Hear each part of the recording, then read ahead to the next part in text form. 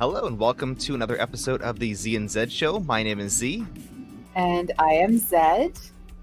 And this is Andy from, aka MediaMan3D. So welcome on in. Today we're going to be doing an interview with Andy about both the HeroMe toolhead system as well as who the heck is Andy and what does he do? I want to hear a little bit more about his backstory. So welcome in. Why don't you introduce yourself? So yeah, I'm Andy Soderberg, MediaMan3D, and a bit about my background. Started off in broadcast television a long time ago. Sold TRS-80s and Ataris. Went to work for Atari. I was Atari's product manager for the 600 and 800 XL. Oh, really? Then a couple of startups. And then went to Apple, and I was Apple's QuickTime evangelist for digital video. And after Apple, I started my own web development company. I ran for 15 years doing corporate videos and interactive DVDs and CDs, websites, etc. And then after shutting that down, moved back to California from where I was. Got into being involved in managing teams for customer success, customer service. The last 20 years has been really building international, worldwide support teams for software companies. But for the last almost 10 years, my personal passion and hobby has been 3D and designing things. Functional. I'm not an art type of person. I'm more in the functional design area. Oh, yeah. Yeah, I get that. That's mostly what I design too, just functional. You can make functional stuff look pretty, definitely. Yeah. But I understand. I'm a mix. I know, Liz, I'm going to say. I've grown to appreciate functional, for sure. You do a bit of both. So yeah, Liz makes both functional and pretty designs. I make some functional designs. And you make both functional and pretty designs. So we're going to get into what you do with the HeroMe, but I want to know a little bit more about your setup, about your printers. So yep. I had a question. How many 3D printers do you own? And you responded 20. So elaborate on that. Okay. Well, until recently it was 24. I recently sold 4 Prusa Mark IIIs. And the money from that went to buy these P1Ps from Bamboo. So I've got currently 3 Prusa MK3Ss. I've got 4 Bamboo P1Ps. I've got a Bamboo X1 Carbon, 2 Trees Sapphire 4XY, 3 Ender 3s, a CR10S, an Ender 5 Pro, and Ender 5 Plus. A couple of older, my second set of 3D printers that I got at the beginning was a Wanhao i3 duplicators. Got 2 resin printers, small Elegumars and Beam 3D, and then finally my first, I still have it. There's another one I don't have. The Tico. You ever heard of the Tico Delta? I had one of those. I was one of the few people that actually received one from the Kickstarter. But I don't have it. And my very first printer was a Print M3D. Yeah. Tell us more about that, because you showed this to me previously. Yeah. This is probably the coolest printer I've ever seen. I'm not going to lie. Yeah. So they were, I think, well ahead of their time. Unfortunately, the company doesn't exist any longer.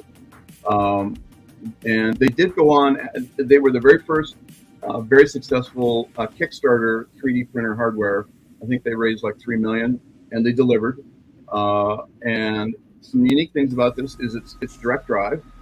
The print build space is about 4 inches by 4 inches by 4 inches. It's a pseudo Core XY. It's not really a Cartesian. And one of the interesting things about it is that the filament rolls would fit down inside the base. That's genius. And the control hardware is below that in the bottom. And it works really nice. You know, no heated bed, although there was an aftermarket heated bed. These doors on the sides, these were aftermarket design somebody did that you can just download and print.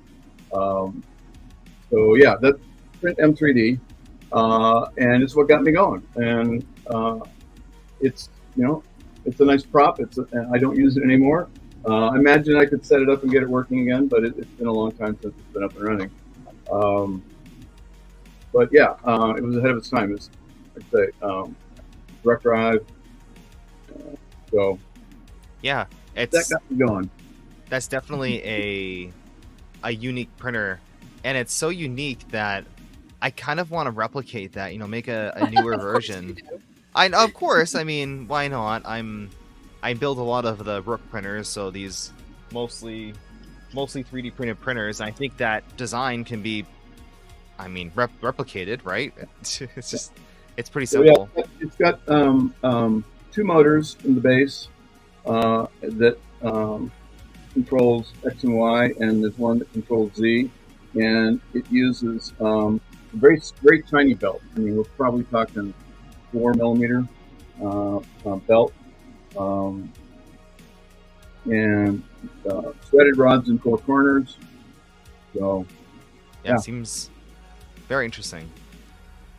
Apparently, Fix'em Dude in chat has got one from Craigslist, as with the rest of the Craigslist printers, and never got to work well. I wonder why. Yeah. So what got you into 3D printing? I would print Benchies and Rooks, and little dragons, chess pieces. Little tiny stuff. So you started with just decorative things, probably. Yeah. Did you remember the first functional print that you did, or at least some of the first ones? First functional print, probably of not my design, would have been a steampunk style light switch. Oh, the light switch, yep. Switch plate had gears on it, and you would move this gear sideways that would then run a couple other gears and switch the light switch up and down.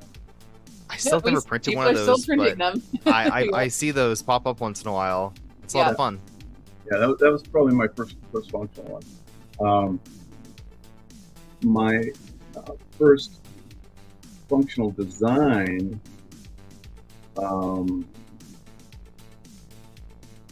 actually was we've got a Gen Air range in our kitchen, and it's got the black dials, and one of them had broken off, and so I went looking online, and they're not available.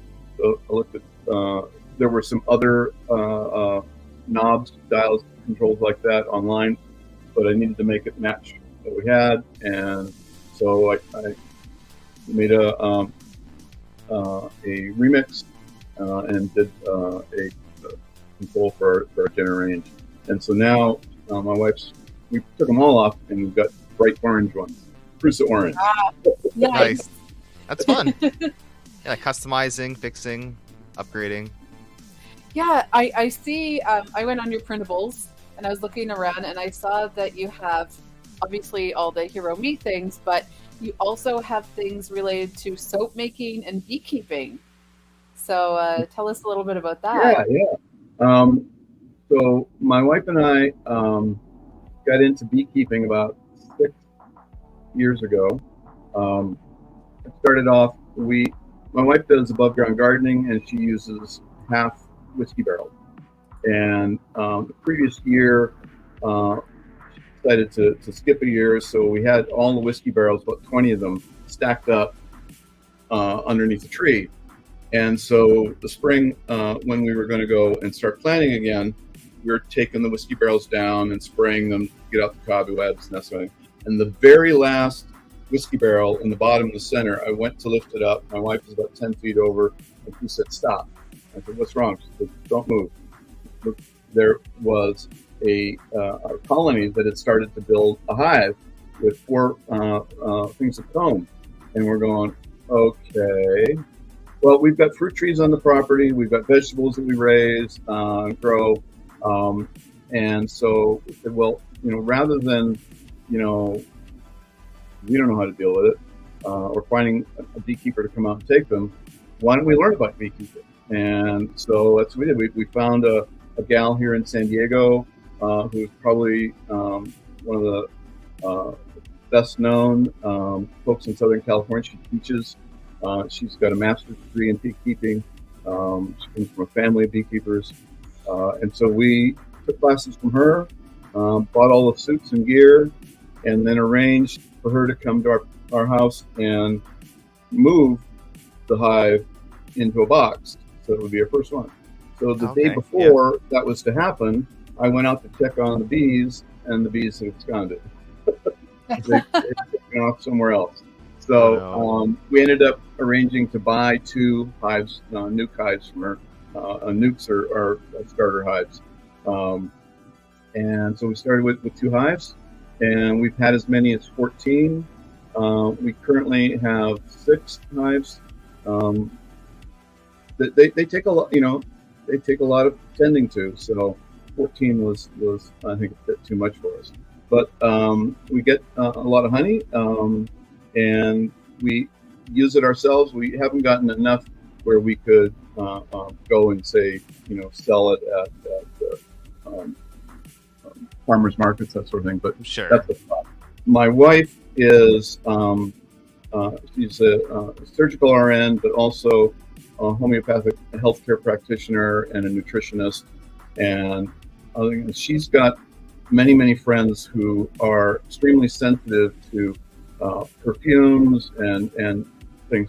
So she has been making organic, pure soaps the old-fashioned way, and so she wants to make them and be able to sell them to her clientele. And so she needed racks because soap has to cure. By the way, if you don't know, so anybody listening, if you're buying soap from the store, thing is, don't buy it for use tomorrow. Buy it for use for 3 months from now. Get the soap, take it out of the box, put it in a basket, and let it sit in your bathroom for 3 months. It will harden. It will get better. If you use soap that you buy from the store, you're going to use it up and be gone in 3 weeks because it's still soft. It hasn't cured. And so that's why if you find soaps at farmers markets, etc., they're very hard. They've been properly cured, and a properly cured soap, bar of soap will last you months and months and months. So there's my tip for everybody. I never thought about that, but that makes a lot of sense. Whatever soaps you want to buy, and I'm either here or there, whether you go to farmers market or not, but any store-bought soaps, definitely put them in a basket and let them just sit there for months, and then pull from that inventory. Start using when you need one, but you gotta let them sit and cure. So that's what I did. Is I designed racks that and the printer I had at the time were just Ender 3 size, and so I built a rack that actually dovetailed to make it longer. So it was basically a mirror image, one piece, and you print it twice and you flip it around, and it will finger lock in the center with tines to hold up the. So I've just got if you think of a bakery has one of these big racks with lots of shelves on it to put their loaves of bread. Well, she has one of those big racks on the wheels with shelves on it with their soaps. Wow. So that's a lot of fun. The soap making stuff. For the bees, in California is an anthill, right? Everywhere. California is an anthill. And so ants are one of the biggest enemies of bees. You need to keep the ants away. And so for ants, you need to get bee boxes up and have a moat, some kind of moat that the bees can't get up, whether it be grease or soap oil or whatever. And so I designed a couple of moats. Oh, thanks, hon. So here, there's an there you go. brought me. So that is a soap rack, and this actually is one of the smaller ones. So this one was printed, at a 45 degree on the printer, but she's got larger ones where it's a 2-piece, and I use 3D glue, 3D glue. Yes, to glue the 2 pieces together. I love it. Perfect. Thanks, honey. And so I created some feet to go underneath the hive stands we had that you could put, motor oil, whatever in. But what we've done since then, the ones that are there, I don't use anymore because we went and built our own custom tables. And I found someone else online on YouTube where the legs are 1-inch metal PVC pipe. And you go to Home Depot and buy those, as well as a 4-inch, not PVC, metal, 1-inch metal water pipe, and then a 4-inch PVC cap.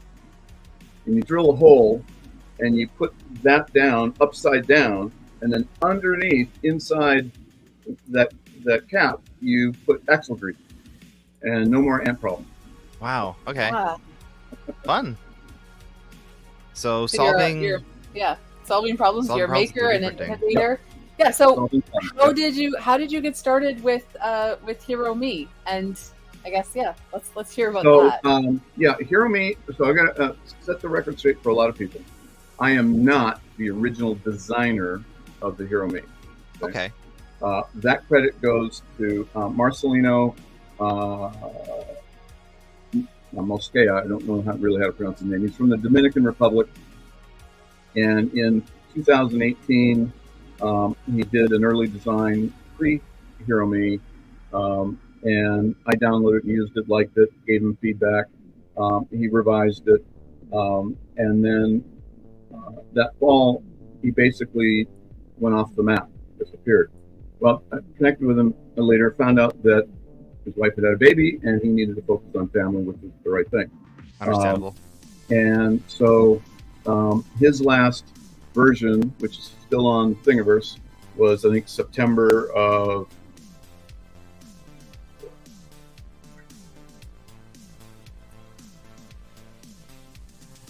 So this September is 2018. Okay, and this is a really old design then. Yeah. And so for his design, it was for an Ender 3 or a CR10, and supported the original hot end and the original fan. It had an option for a VL Touch or some other ABL. And then with my feedback and others, he made a couple of part cooling ducts for 5015s, etc. So his modularity, so Hero Me stands for Hero, which is the best modular edition. Right? Oh. So modularity was limited to part cooling, I think 2 or 3 fans, and an optional bracket to mount some type of ABL.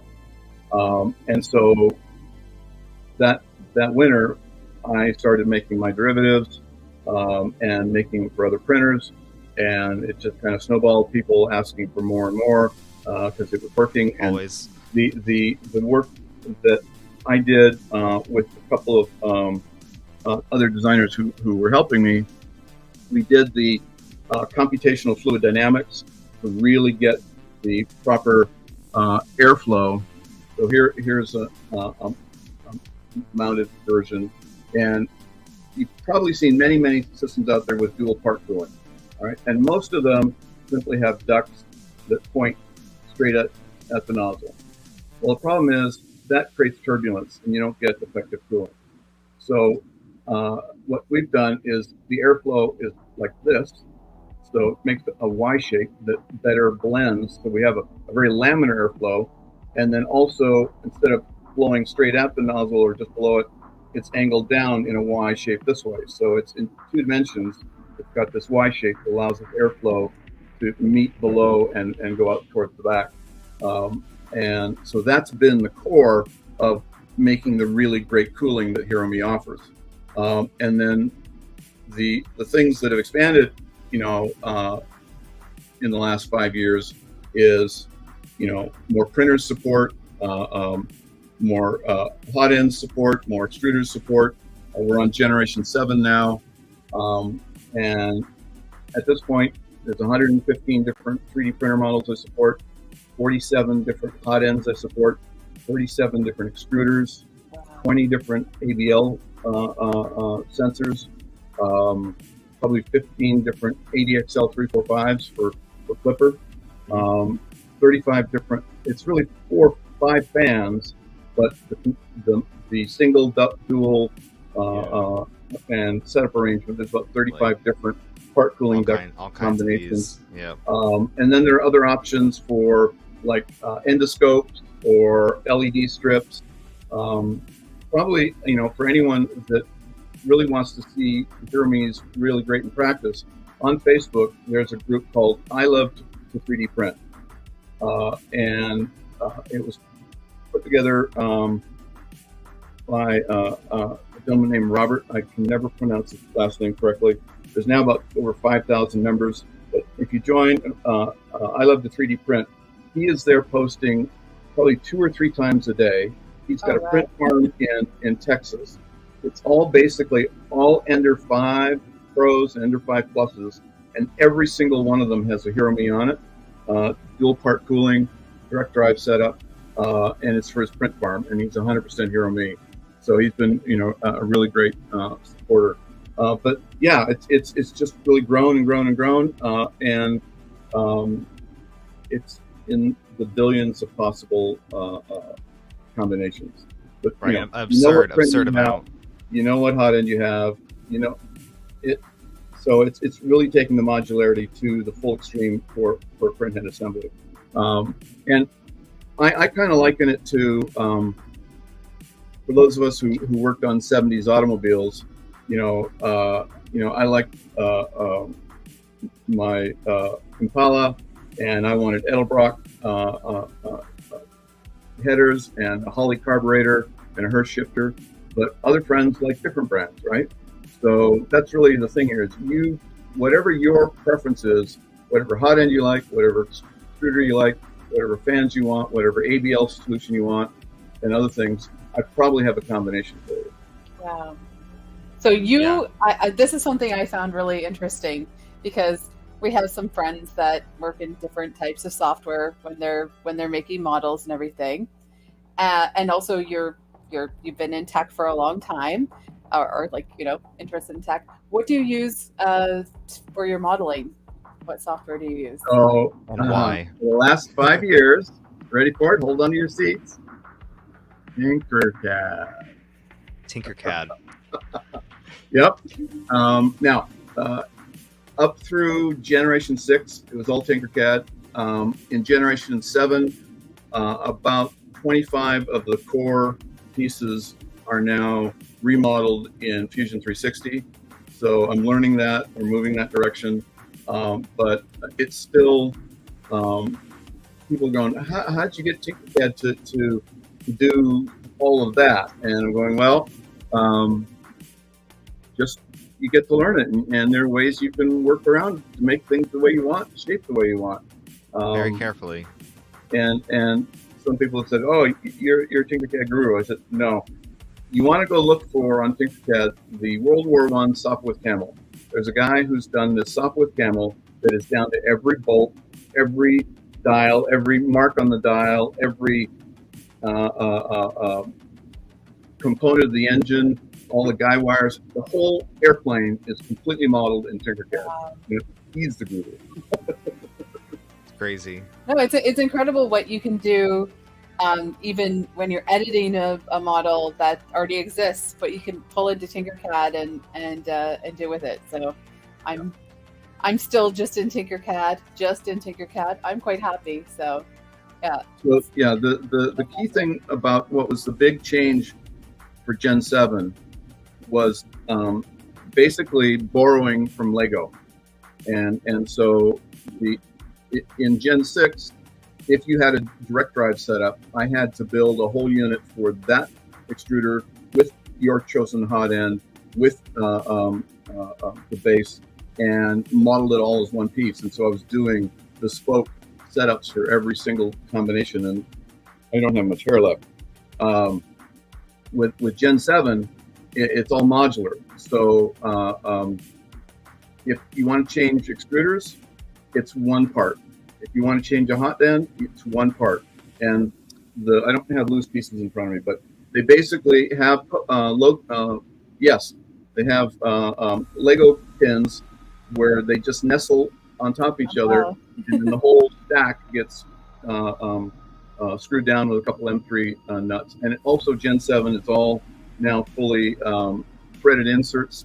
Gen 6 and earlier was captive nuts, but people complained that either the slots were too loose or they were too tight, and you can't make everybody happy because everybody's printer may be dialed in differently. So going to threaded inserts made it a whole lot easier for me and for everybody who want to use it. Yeah, I found it very interesting when I started off with Gen 6. I don't know the first print I put it on, but it was an Ender 3 style. It might have been this BQ right here or my Ender 3, and it was just very impressive just being able to select whatever I wanted. And I went through a couple of different upgrades, different extruders. I think I swapped out the hot end, and I was able to just reprint a part. But on Gen 7, the way that it assembles, you essentially just drop in the extruder assembly and then put the hot end, then put the extruder on top. Yep. It's a very interesting system. I'll be honest, I didn't think it was going to hold well. It wasn't going to be strong enough, but no, it's a strong design. Just 2 screws. That's all it takes. Yep. Yeah, it's we checked the torsional and other forces on it.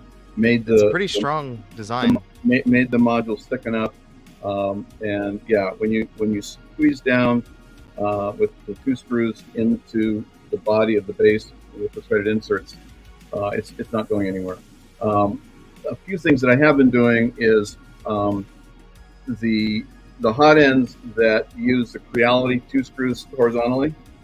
I've been beefing up that back brace that it mounts into, because in a Hero Me setup, when you mount it to the printer, a hot end that would normally screw into the 2 posts on the X carriage, it doesn't go and do that. It only screws into my part. And so you want to make sure there's none of this going on. So in Gen 7 now with Gen 7.4, those parts have all been beefed up in that back end to prevent any flex in that direction. But yeah, it is what it is from all the feedback from everybody throwing in ideas and think, you support this hot end, you support that printer, etc. So one of the questions that I had is, you have someone, let's say me, I have this printer, I have this brand new extruder. I actually messaged you, I think last year, saying, hey, I have this random extruder. Are you going to support it?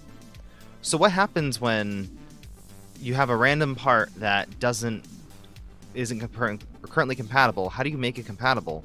Yeah, so that's the key question. Well, how do you do it? Well, as I told earlier, I only have 20 printers.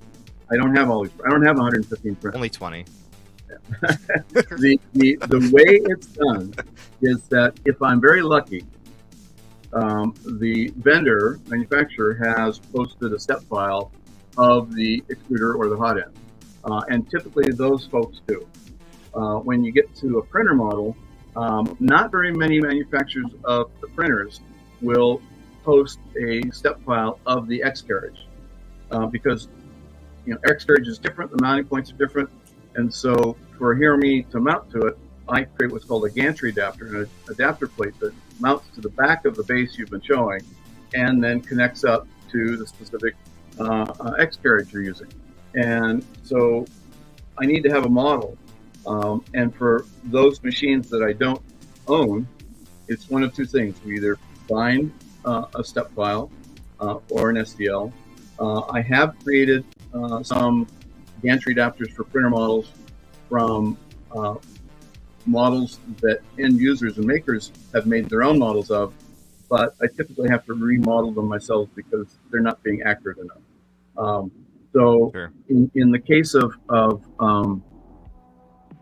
in the case of an extruder or hot end, it's really pretty easy because it's not hard to go and find that those haven't been posted by the manufacturer. They seem to get it.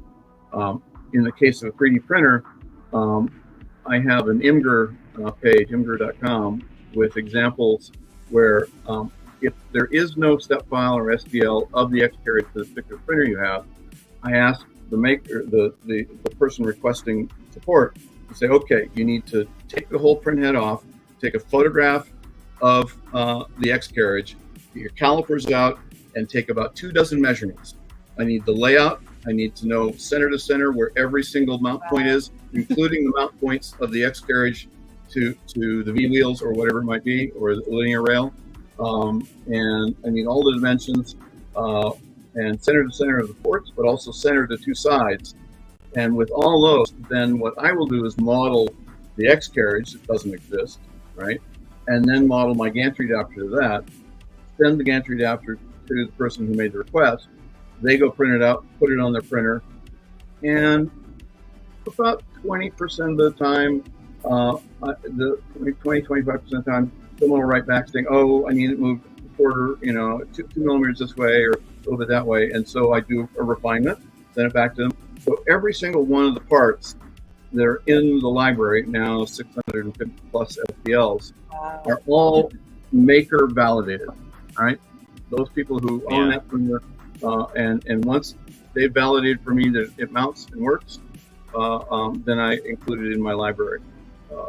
So that's how I deal with it. Is I absolutely want to support as many new printers, new hot ends, extruders out there. I just need to, sometimes It's I've had, I need the measurements, but I've actually had some people actually write to the manufacturer and ask for it.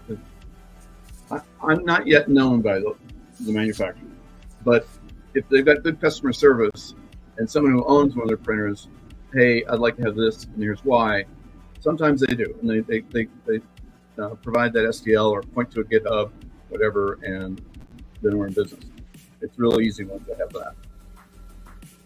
One of the printers that I got off of eBay, it was a Wanho D9, and it had a pretty terrible tool head. I replaced the whole thing just for fun. I wanted to see if I can get it working. And I chose the Hero Me system because I already had a bunch of stuff printed. I was able to just, use it. But it was a very custom mount and something that I, couldn't just take something off of. So I think I had a linear rail on there, and I made my own mount in, I think, Fusion 360. I had to, do all the measurements. I went through about 5 revisions trying to make sure it worked correctly. And yeah, I made my own gantry adapter. And with that, I was able to just mount the whole entire tool head on. Well, that's the thing is the Hero Me base in Gen 7, we're now using all 6 sides, and all the mount points on the Hero Me base are completely standardized.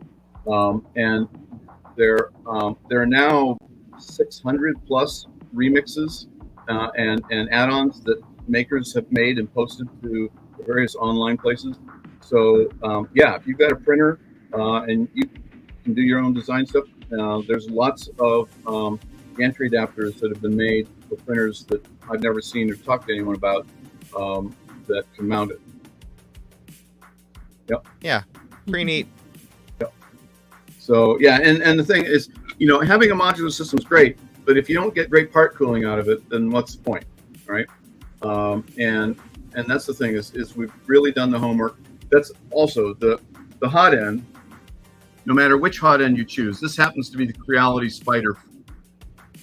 4 different spiders that are just called spider hot ends. I don't know. Yeah. So this is the Creality, they don't know how to name stuff. The Spider 4 with the ceramic heater in it, but the filament path where the nozzle tip is in the exact same place for any hot end that the Hero Me is, and that's how we make it so that everything just works. Is because all these ducts are designed to deal with where that is. Now, there are a couple of outliers. For example, Micro Swiss direct drive kit. Micro Swiss direct drive kit, the extruder and the hot end are in their filament path. Yep. So I've had to modify and make longer part cooling ducts to reach back an extra 8 millimeters from where my filament path normally would be. So there are some outliers like that I've been able to support. But if the filament path from the direct drive or even Bowden, whatever, is under the Hero Me's control, that nozzle position is the same no matter what equipment you're buying. Yeah, it's a great concept. I mean, I've used it myself. So we are streaming this live. Has anyone in chat used the Hero Me system? And if so, what kind of setup were you running? And Liz, I don't know if you wanted to add anything. Yeah, I've been doing 3D printing for almost 2 years now. Wow. But I've in my time I've already seen an evolution, especially now that we've got Bamboo and some other printers that are printing faster and doing a lot more. Have you noticed the shift? Yeah, that absolutely. it's faster than it was, or well, yeah. So that's the thing is, I've had a lot of people say to me, "Why 2 fans? You don't need 2 fans." Okay. Yes, could you cool it reasonably well with a single 50-15 and a dual duct? Yep, I make one of those parts. But yeah, with everybody going after the speed benchies, right? Gotta go fast. That's why we did the dual ducts. Is we knew that okay, when you've got an Ender or any sub $400 printer out there, they've all got a 4010 fan. And those fans always are running at 100%. Well, they're running at 100% because they can't keep up. And it's air coming from one side. So if I have an overhang that's over here and the air's coming this way, what's going to happen to that overhang? It's going to sag. There's not air coming from both sides. That's why dual ducts, at least, if not dual fans. Secondly, the fans are really noisy. When you use 2 fans, you don't need to run them at 100%. You run them at 40% or 30%, and maybe speed them up to 60% if I'm going to do a bridge. Like some of these great designs that are coming out with these spirograph type, single filament. I just had one of those last week, actually. Right. 3D printing. Yeah. Right. So that's the Hero Me can do that. Is that it gives the right amount of cooling, the right amount of flow, so that nozzle is extruding filament with no support and no sagging. Right. And with faster printers, you need more air because you're going around that layer faster and you're getting to the next layer that if you don't have the right amount of cooling, it's too molten and you're not going to get you may have good adhesion, but you're not going to have really great, wall quality because it's been too molten as you go up, right? You're limited by how well you can cool that layer for the next layer to come on and be, right in line. So, I think we were a little bit ahead of the game on that, and Hero Me's are working out really well for really high speed. But where you were leading to a little bit, I think, is, with Bamboos and some others where it's now, proprietary. Fine by me. I have 5 Bamboos here. And they just work, right? Yeah, and I currently am, and they've also made mistakes with their part cooling duct, and there are a couple of AliExpress tri-horn attempts, actually 4, not try. They actually wrap it around and send 4 shafts of air. They don't get it. Nobody has done the work to see what the airflow is the proper cooling. So I am working on a cooling duct really for the Bamboo. Okay. And I'm working on cooling ducts for things like the Chimera and the Sprite S1 and the BIQ H2. All of these extruder hot end combos, integrated hot ends. Those are all too big for Hero Me. They won't fit in here, right? This was all designed before those existed. So I'm building Hirome-inspired, Hirome duct technology, but unique to each of those extruder hot end combos that I told people before that I was worrying, I hope we can get them done in August and September. Well, it's now going to be September, October. We're used to that in this community. We're soon TM. Point. Soon TM, definitely. So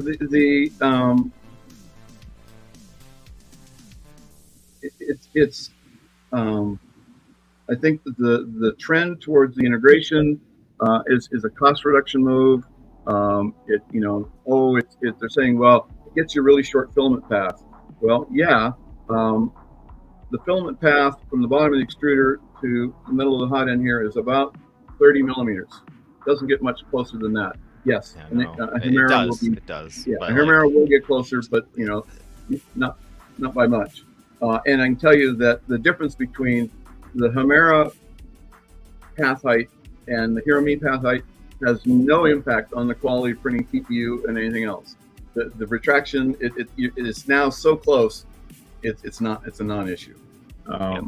So that's the thing is you choose what works for you or what your friends recommended to you, and if that didn't work, you can upgrade. And I'm finally getting some YouTubers to go, wow, this will make a great platform for me comparing different hot ends. Or extruders, because now you've got a standard framework by which to do a proper comparison. It is the exact same. The only thing that's changing out is one part and one device. Everything else about the whole printhead setup would be identical. So that was one of my thoughts originally. I'm pretty ambitious with a lot of the projects that I want to do. One of them would be comparing extruders, hot ends. I have a handful of them, and it'd be cool to see scientifically which one is better and why. But there's very few systems that have just mass compatibility. One of the best that I can think of is the EVA 3 style, because you have that top-mounted extruder, and then the whole hot end has a pod that comes out. But it's actually quite a bit of printing for just those parts, and not as simple. So the EVA 3, and it's very beautiful design. It's got more design in it than just functional. They make it look pretty. A couple of things. One is their modularity is great. They have a much smaller printer library and a much smaller extruder hot end library than I have. But where they really fall flat is they've not done. Everybody seems to want to use that tri-horn, and even the designer says don't use the tri-horn. It's not been designed. It's on the download page. Like, don't use this. Yeah, it's they've not done the computational fluid dynamics to get the proper airflow. So that's what's missing there in the EVA or EVA, whatever how you pronounce it, is the proper part cooling. So the other thing is I read somewhere, saw someone posting that they had done for a Voron, an EVA 3 with all of their parts, single 50-15 fan, right, for part cooling. BL Touch, hot end extruder. I think the extruder was an orbiter. I love those. And the total weight of printed parts and components is like 520 grams.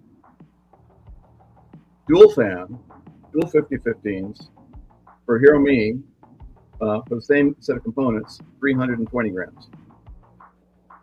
So if you're worried about weight, because people say, "Oh, it's so bulky." No, not really. Right. The actual the parts aren't that much. Again, for all honesty, for those who are into Vorons and those type of printers, those Core XY machines have been designed with very little room. So you are limited to that 45 millimeter width to be able to get the full build space. And that's why, whatever they designed it for, whatever, they say, oh, we're going to save money this way. When you're dealing with like an Ender 5, Ender 5 Pro and Plus, there's a lot of extra room. And so having the extra width is a non-issue. That actually segues into this thing really quick. You want to talk about that? Yeah, sure. Good shot. I'll just read a couple comments. So Stephen Poole said they added a Hero Me to their KP3S Pro in Polymaker Pop Pink ASA. I did see that on their compatibility list, and that kind of just it's obvious that would be a good system for the KP3S. It's a nice small extruder, but it's really lacking in the whole entire toolhead department. So that'll be interesting to convert that over.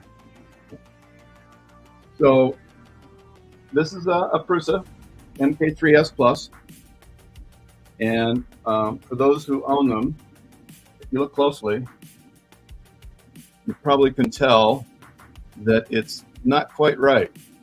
It does not look right, no. Can you tell what's not right about it from a original? I can see, but I'll let everyone else answer. The Zee is 15 millimeters that way, and 15 millimeters this way. And you can see I have a much wider printhead on it.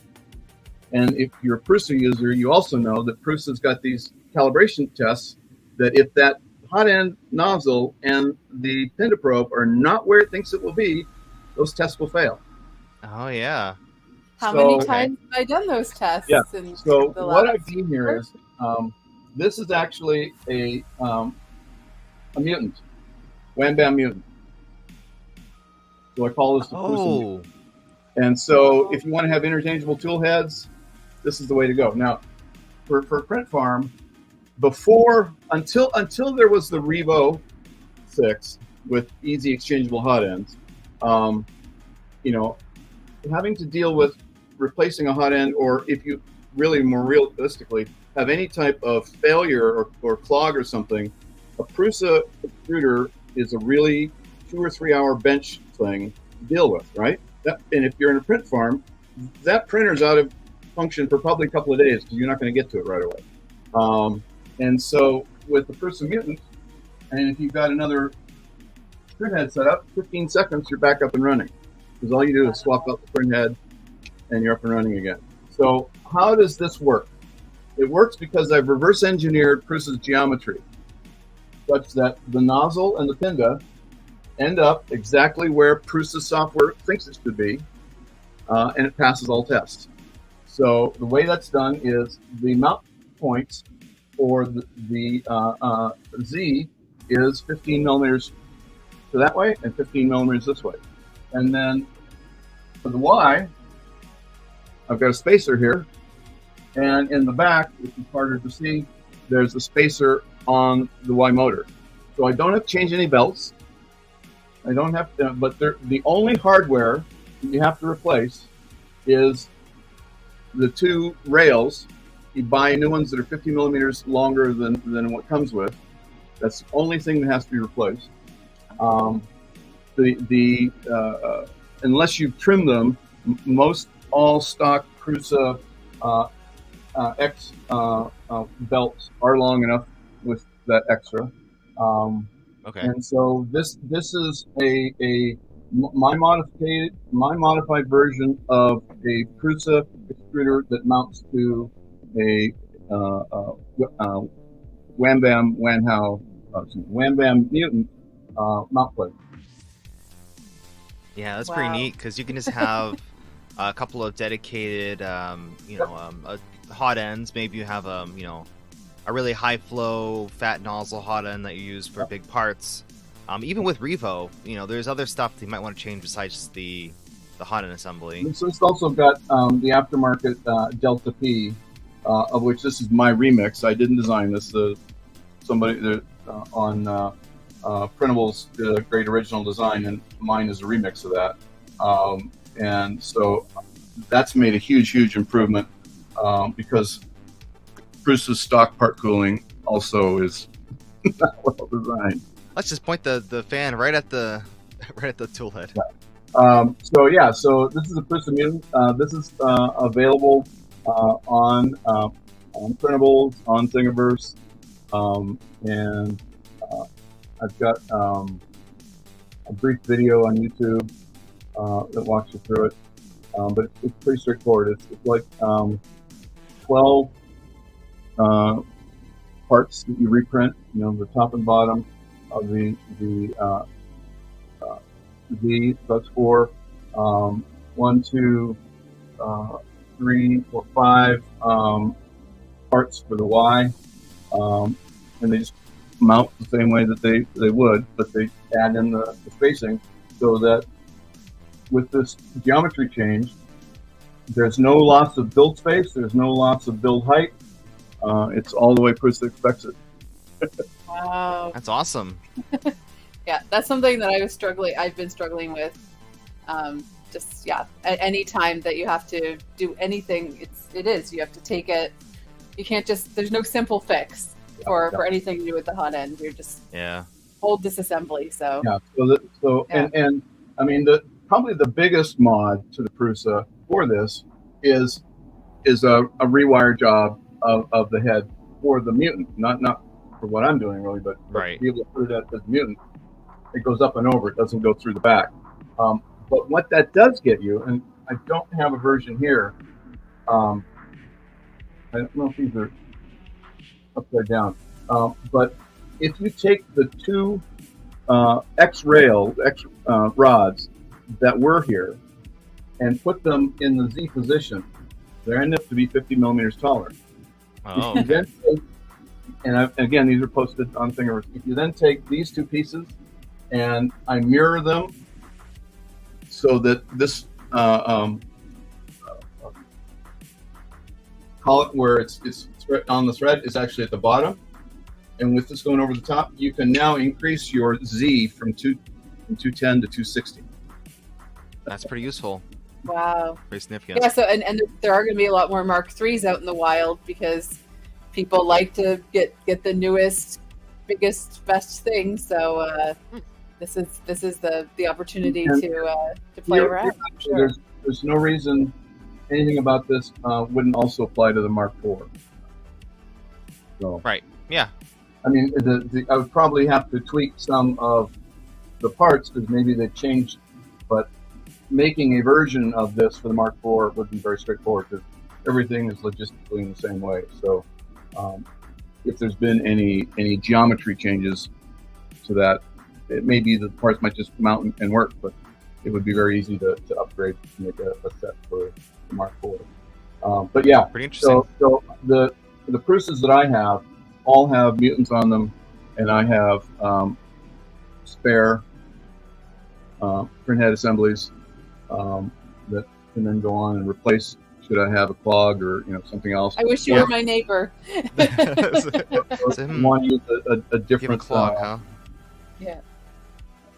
A different printhead for use. So yeah, so that's the Prusa Mutant. That's my other thing besides the Hero Mini that I think is been a big upgrade for 3D printers. So like I said, I really am into dealing with the geometries and the designs and the functional aspects of 3D printing. My first parts, actually, there's a couple printers I just remember now that I had that I've since given away. Is I had one of the Wanhao i3 minis, which is also also known as a monoprice mini, etc. Right. And I did modified versions of the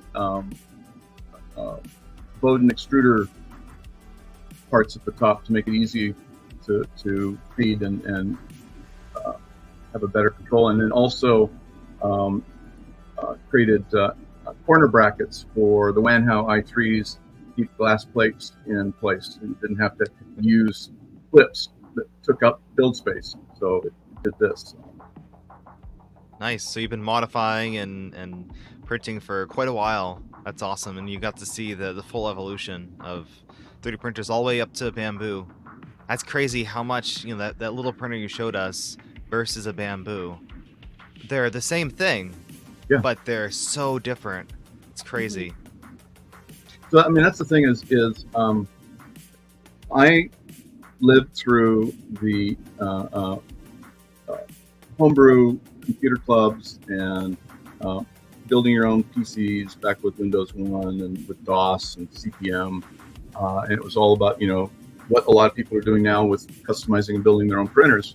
We did that with computers. And I said for several years, we're going to have an appliance moment. And in that space, that was the Macintosh. That was the first appliance moment. And went, bingo, here's a real change. All I do is plug it in, turn it on, and keep using it. Now, not to say that people still don't want to tinker and customize, do that. There's still people building custom game machines to this day, right? Yeah. Most everybody, I've talked to many, many people who say, you know what? I've done wasting my time building my own version of Linux and all of the plugins and things. I just want to plug it in, turn it on, and use it. And so, yeah, I've bamboos are my day-to-day bread and butter. And I think they, well, maybe not perfect, they are the closest thing to our appliance moment. 15 minutes and out of the box, you're up and printing. And it's 4 times faster than this. And that's a real 4 times faster, not the ludicrous speed, turn it up, sort of thing. Yeah, I don't know. What can I say? They just work for me. I was a Kickstarter backer of the X1 Carbon. I've had it now for a year. And the only thing I've had to do with it was I've swapped out a hot end once. And I have adjusted the belts once and cleaned the rods a couple of times. Otherwise, it just keeps on working. So, yeah, I just turn it on and it works, and I know it's going to work. The interesting thing that we're finding with, at least I am the executive producer for a Twitch channel that, well, we're part of, MakerDeck. And with MakerDeck, we have people, like over 400 makers from all over the world. Every day we get new people come in that have a bamboo. It's their first printer. Mm-hmm. We do so much 3D printing 101 with these people. Because of course they've put the money into buying the best printer that they've seen out there, but we still have to teach them the basics. Absolutely. And it's really and also I know that's one of the things that Bamboo says they get the most questions about. It's just like people don't understand the basics. Right. So it is interesting because no matter how perfect something is, if you if you turn it on and you don't know, The same thing was true with the Macintosh back in '84. How to use a mouse. The mouse was wasn't brand new. It was stripped off from Edelbrock not Edelbrock. Anyway, guy at Palo Alto Park. He saw he got there and used that as an idea and spun off and made his own mouse. But that was a brand new thing for the most of us. How do I control anything with a mouse? Following that cursor around. Pulling down menus and selecting things. Yeah, it's the same thing. So, history does repeat itself, but just in different ways. And I absolutely agree that, there are people hearing about this thing, about the bamboo, and it's plug and play and go. But, you got to know the basics. And probably the thing that I'm probably also guilty of is not dialing in each new filament type, doing the calibration test for that filament. Am I getting the best result? Now, when I'm doing production parts for a client, yes, absolutely. But for myself, I'm going to slap it in there and see what I get. And there we go. I did my my maker coin. Yeah, I'll show that. Yeah, that sounds cool. Merlin deserves a hero. Oh, that's awesome. And then around the edge, is Merlin Media. Oh, that's awesome. Oh, wow. Printables.com/MediaMan3D. So, That's perfect.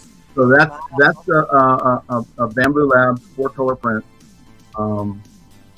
and I got dozens of them. And they awesome. just work. They just work. And so that is the textured surface, and that's with ironing. So it comes out very clean and smooth. Oh wow! With ironing. Oh, it does work pretty good on there. Yeah, I don't use ironing very much. Yeah. I've always wanted to like just turn it on and see what it does, but that's awesome. Yeah, when you dial in, okay, a really dialed in like brand new Ender 3 can hypothetically print better than a poor print profile Bamboo. Easily print better, especially if you're trying to print too fast or you're using a too aggressive filament profile. It's kind of crazy. So it's interesting to see, even during like the 1 or so year that I've been printing, just the evolution of going from Ender 3, Ender 3, Ender 3 with upgrades all the way to this box that just does magical things. Yeah, yeah. And also what we're telling people or suggesting people get as their first printer has changed too. Yeah, actually, depending on budget, that's sort of where we go from Bamboo to Bamboo, Prusa. I just started using a Sovel, and I love it. I like it's.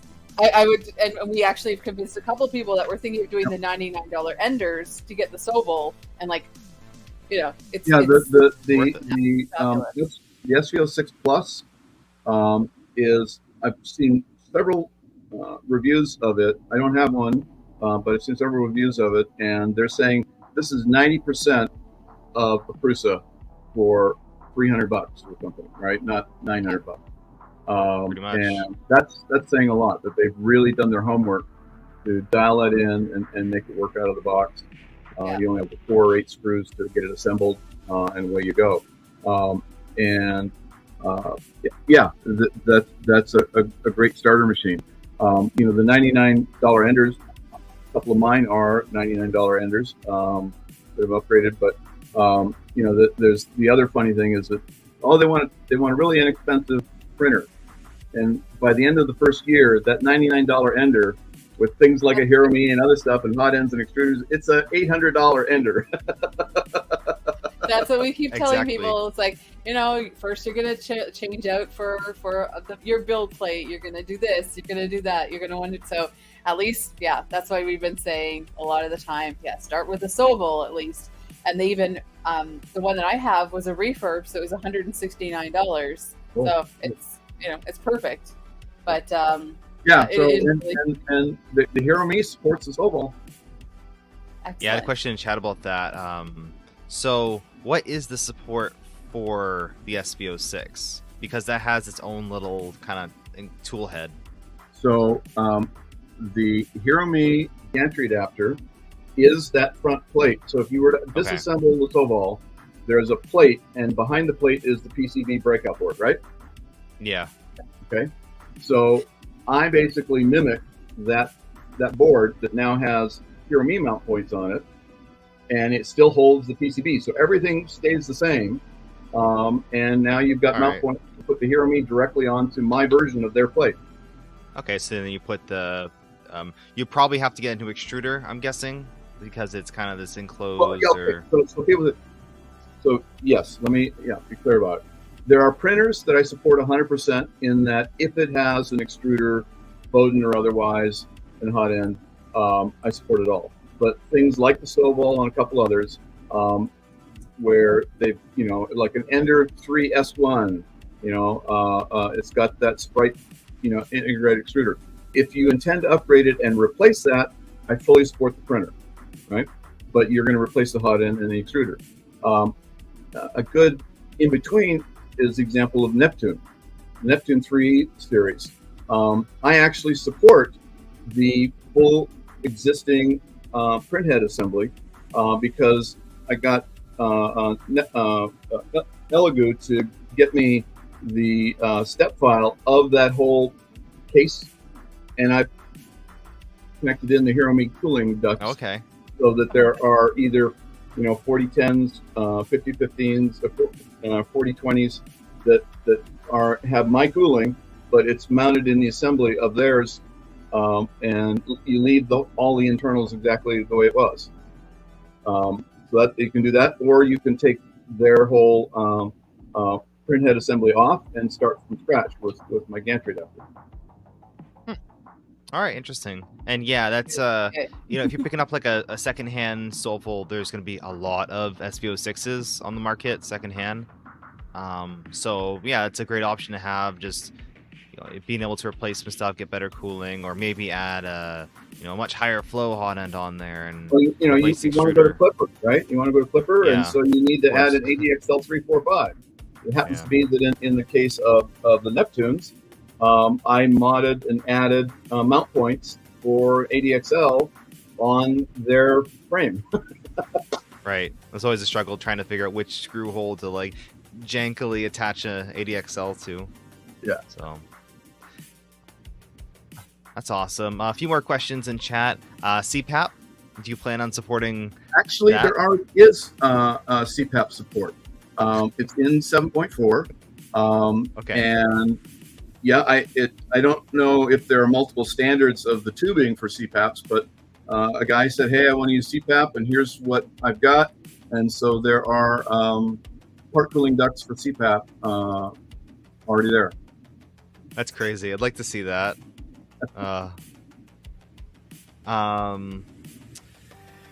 got a question. Can we expect a fancier looking version? Something that's everyone likes the stealth burner because it looks fun. But yeah. So I'm not a commercial designer. I'm more of an industrial designer. It's really all about function, and you can learn to love the ugliness of this because I love that. Yeah, it looks good to me. I mean, hey, the new thing you can print out is you can in 7.4 is a HeroMe heatsink duct that you can print on your bamboo in 4 colors. I like that. Definitely have one of those. Yeah, I've had people ask about that, and the answer is no for 2 reasons. One is it's going to add more weight just to make it pretty, and 2 is I honestly don't think I want to put the energy in to do that and still make it completely modular such that any combination is going to work. Yeah. And really, it's more about compatibility and getting your mixture of what you prefer of hot end extruder, fans, etc. So I don't see that changing. There have been a couple of facelifts that I've seen that put a grill, as it were, that goes and covers the fans and the front. But for a double fan, you're not going to make it any narrower than this. It's going to still be. Yeah, it's gonna look boxy yeah. And we love color. Just customize it with color. Yeah. There's been a lot of cool upgrades that people have done. Some people have done the ducts in resin. I've seen that. Yep. I love this color combo. It's beautiful. Yep. And then I've got there's cable management towers. There's like I said, endoscope mounts. There's a lot of cool add-ons for the HeroMe, but I don't see it ever being Evo-like, where there's this nice stealth burner or whatever facade in front, because for me that's adding weight, and to make it compatible across everything, it would be just too much. Of course, yeah. A couple of more technical questions. How does the workbench work? Is it as simple as it looks? You just screw the you mean my workbench mount? Yep. Yeah. So it's on the back. It's just got the there's 2 ways to go. You can mount this plate straight to the base, or you can get a version that has the mount points for the gantry adapter and have that in there as well. So there's some flexibility on this. But yeah, it basically, the way I use it is it mounts straight to the back of the universal base that is the Hero Me that everything mounts to. Yeah. All right, simple enough. It's very easy to modify this if you want it taller, you want wider, whatever. But it's real simple.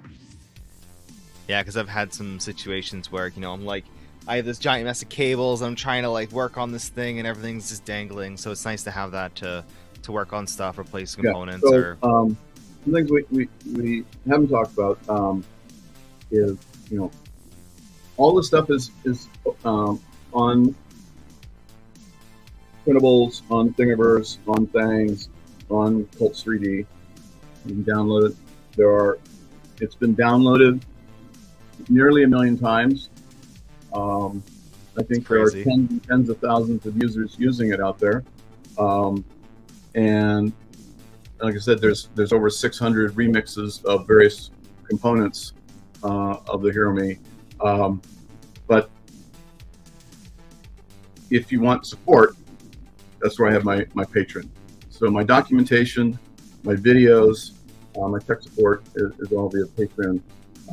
And I also, if you just want the docs and you don't want to be a monthly subscriber on Patreon, I also just sell the docs. So the docs and videos are available that way. But I can also tell you that for those that want to do it themselves, there are many who have completely done it without ever contacting me, without ever becoming a Patreon member.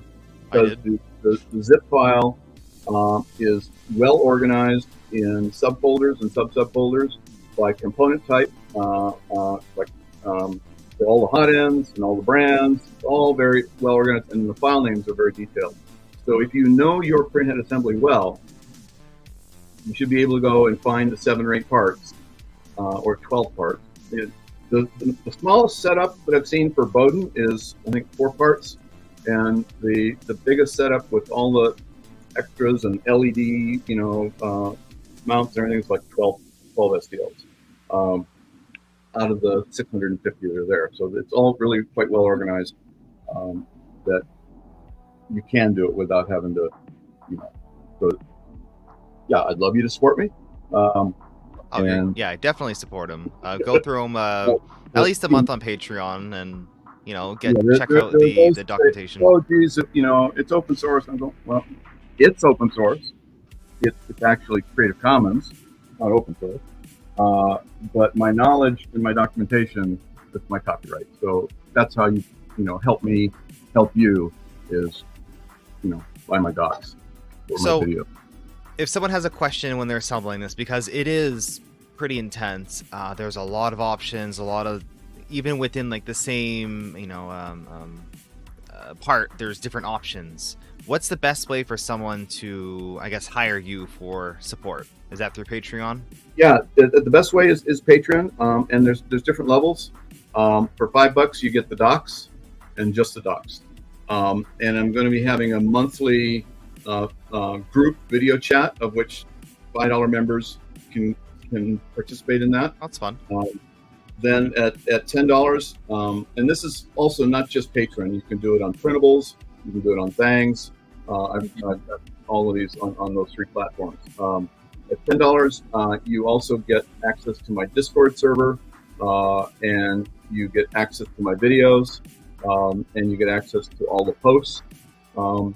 At $15, that was 10. So at $15, you also get a private. So back up. At $10 at the Discord, you get community support, and I may be there supporting as well, but it's mostly community support. There's over 2,000 members on my Discord channel. That's a lot. Jeez. At $15, you get access to private channels where you can ask questions to me directly, and I'll respond directly. And then at the $30 level, you get your own private channel where you get 24-hour response time rather than 2 or 3 days. And also at that level, you get 45-minute video live conversation with me every month that you are a member. So it's whatever tier you want to participate at. And like I say, for those who don't want to subscribe and pay monthly, The docs are $5, and each video is $5.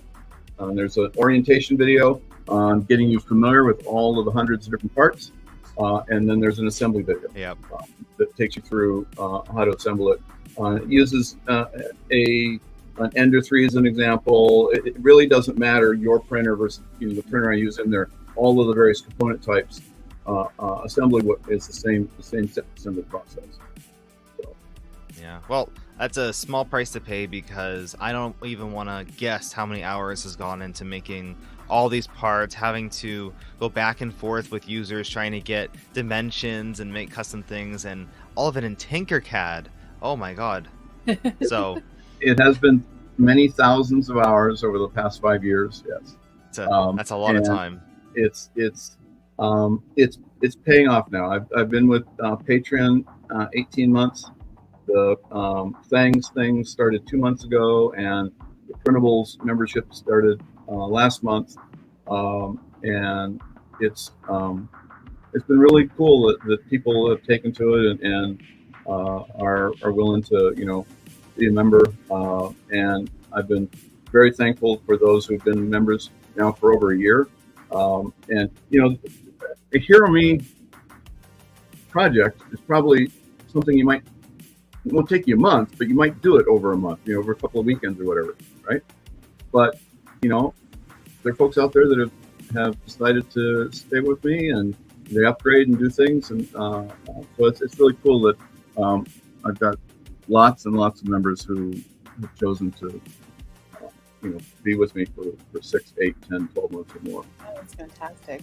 I'm finding in this community, as opposed to some other things I've been involved in, there's a lot of enabling, like empowering people, and also a lot of people willing to help. Sometimes the suggestions are a little advanced or a little, obviously biased towards different things. Have you tried leveling your bed?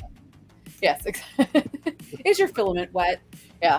You hear those things, but it has been, I've never felt more empowered as someone in a community to, like, people will say, you'll figure it out. And they're like, no, I need to know. But of course, as we know with 3D printing, everything depends on all these different variables. So a couple of things I forgot to mention. At the $10 level and above, you also get access to my magnetic mount Hero Me version. So it's, once you got this assembled, yes, it could be a little bit of a bit. You need to disassemble it to replace the hot end. With the magnetic mount, it literally, the whole front body comes off, and you've got direct access to it. And it's designed such that it interlocks in both X and Y, and so even clipper shaking isn't going to knock it off. When it does its calibration. Oh wow! Is that the Pro version? Then there's a Pro version. The Pro version is a pre-printed kit system where I'm still working on getting that all ironed out, building a proper web store interface where you come in and you go, I have this printer, I have this hot end, I have this extruder or not, I have these fans, I want this ABL, boom, boom, boom, boom, boom. To answer 8 questions, and up will come then is the list of parts, and you can buy the kit. I think it'll be low. The entry price for Bowden will be about $50. Pre-printed, shipped to you of all the parts and the documentation to assemble it, and a fully loaded with extruder and all the other stuff will probably be maybe closer to $70 or $80 for a full kit. But I've seen setups in Europe for the Vorons, and their X-carriage assemblies they go for 120 to 150 euros. So it's kind of crazy. Yeah. So the Pro is designed a little different. The other thing about the Pro is that while it's not magnetic, it does mount from the front. So 4 screws, and the assembly comes off rather than mounting from the back. So there are other design improvements in the Pro version. Awesome. So fingers I'll have that, later this fall, ready where people could buy kits. I'm working with a couple of great vendors out there. Okay.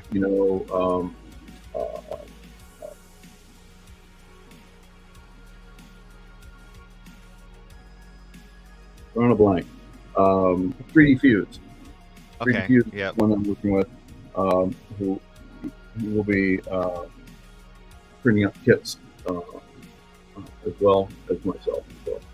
Well, I like that concept. It's really cool because it is a really good performing tool head. I keep seeing comments in chat. Oh, it looks bulky. It looks heavy. No, it's a pretty good, fast system that honestly rivals a stealth burner in most ways. So for those who didn't catch it, this setup: extruder, hot end, fuel fans, ABL, and all the mount parts. And if you did the equivalent things in a stealth burner for boron, this comes out using not this extruder, but say an orbiter as the example. Total weight, hardware and printed parts, 320 odd grams, 380 grams. In the case of the boron, with only one fan for part tooling, it's 520 grams. So it's a chunky tool head. It looks chunky, but it's lightweight. Yeah. It's just wide and not that tall. And a lot of these other tool heads are very dense and deep.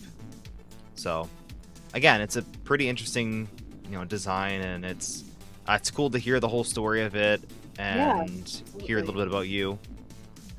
I have a question in chat from Brian Vines. Which support method do you prefer? Patreon, things, or printables? If someone was wanting to go support you, what's your preferred platform? Patreon is the most robust and the most. They've been doing it a long time. They've got a lot of good features in it. I think that printables is still, wet behind the ear. It's easy. If you're there and you're looking at the thing, you want to go and subscribe as well. Things is got some nice functionality and features, but they're still building up. They now have Discord integration where they do. Okay. Printables does not have Discord integration, so I have to do things manually.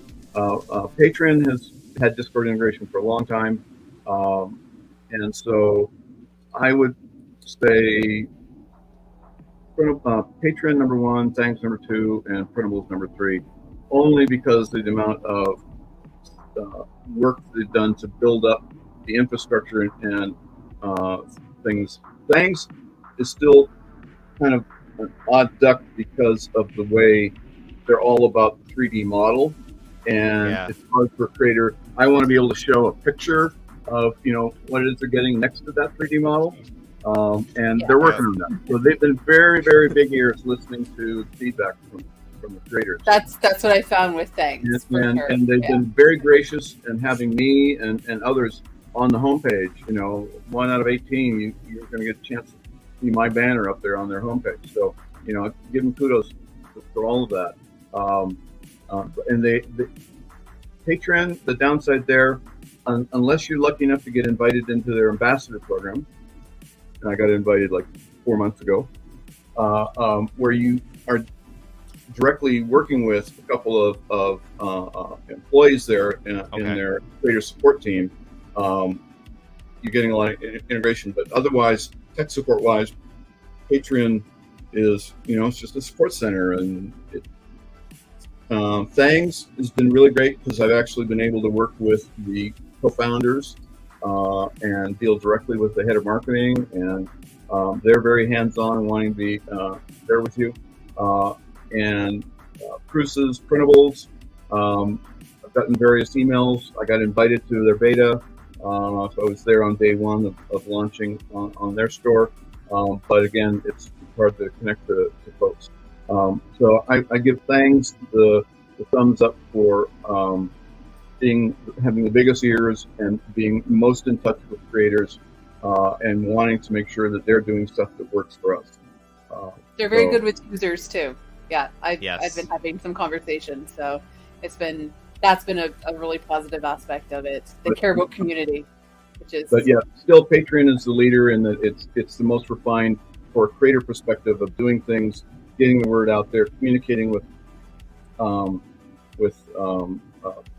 my patrons, and yeah, and there's the least amount of overhead work. There's more overhead work with the other two. Okay. So I have a very important question. Austin, just close your ears. Zee or Zed? It's Zed. I'm Canadian. Yes. So Zed All right. wins today. Zed wins. We'll just get rid of her. We don't need her on here. Oh! Ouch! No. Wow. So why Zed? Why Zed? Why? Because it's just so much better. No. So much Well, it's better. funny because I will say, like, did you dial in your Z? I do say Z, but then for everything else, it's Zed. It's Zed. Zed. Okay, I like saying That's Zed. When I do some like Clipper calibrations, it's MZV because it sounds better. I don't know why. Maybe that's how I learned it. So, all right. Well, you heard it here first. It's Zed. It does I think sound for cooler. every interview, we should keep a tally of what their We answers should. are. We should. And then we also definitely find should. out if I PayPal'd them in advance or anything.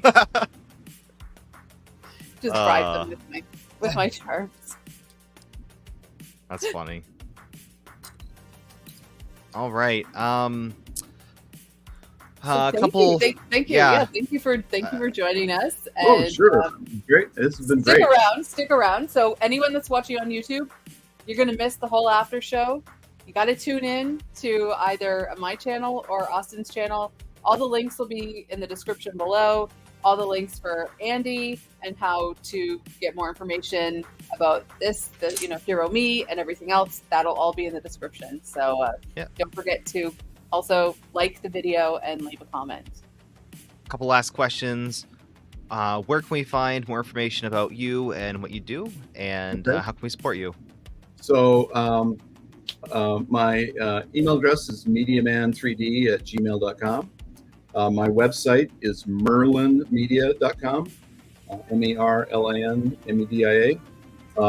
And of course, I have my libraries on printables at MediaMan3D, on Fangs, Fangs/designer/MediaMan3D. I'm MediaMan3D on Twitter, as well as on Threads. And then how you can support me is, patreon.com/MediaMan3D, or printables, or Fangs. Awesome. Well, thank you so you. much for tuning in and being one of our first interviews over on the Zee and Zed show. If you guys would like to see more interviews, let us know. Who do you want to see on the show? Who's special enough to appear on the coveted Zee and Zed show? But otherwise, thank you guys so much. Great show. My name is Z. And I am Zed. And I'm This Andy. is Andy. Merci beaucoup et à bientôt. And goodbye. Bye. Wow. Wet Ketchup has been following for 2 years, 7 months. Wow. One of my oldest followers. Oh, wow. Yesterday, I had gourmet crepe, crispy bacon. I had, I was Pezliz. Oh, no, was that your stream? I don't know. It was my stream. I don't know. Anyway. And then we have wet ketchup. Bag of chips. Donair. That's funny. Yeah, these like usernames, I don't get Yep. it. Like zombie Welcome to hedgehog. Twitch, Andy. Welcome to Twitch. Yeah. Well, so mine, MediaMan3D, is kind of a mashup. I used MediaMan for years. I was involved in broadcast television way long time ago. You don't want to know how old I am. And then got involved in interactive media, multimedia design, and I was Apple's first QuickTime evangelist for digital video. So what we have here, you can thank Apple for. And so MediaMan was the handle I went by. And then when I got into 3D, I just added the 3D. So that's where mine comes.